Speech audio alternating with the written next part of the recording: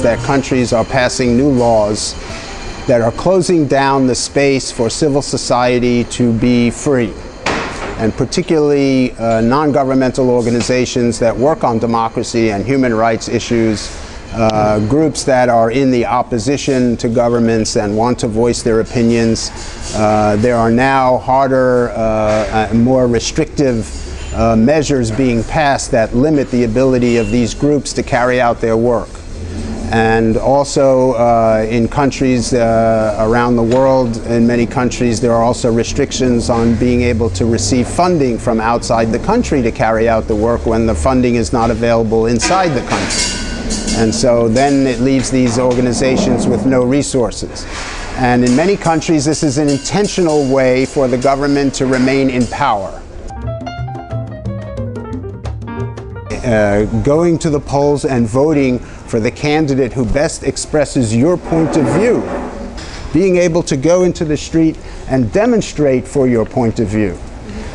When you have these outlets, when you have these channels for input where the people are actually participating in, even in an indirect way, in the policy making of the country, it helps prevent the conflict. It doesn't guarantee to prevent the conflict, but it helps because at least people feel like they're being consulted.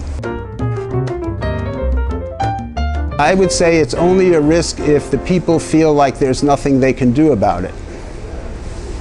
If the people feel like they have the channels and the openness in the society to voice complaints and bring pressure on the head of state to say that, look, the First Lady is not the person who was elected, then you have to bring pressure on the head of state to say you have to stop this.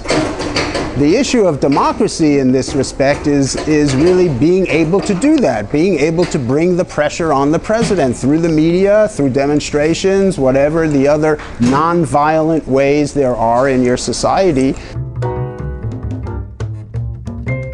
The issue is not so much the ideas and the consultations. The issue is the exercise of power. If there is evidence that she is actually exercising power, ordering people, this is the policy you have to carry out, and the president is not making that directive, then I would say it's a problem. And in that case, then I think journalists have to write articles and they have to present the evidence and they have to show the people that in fact this person is now exercising power, not just providing advice.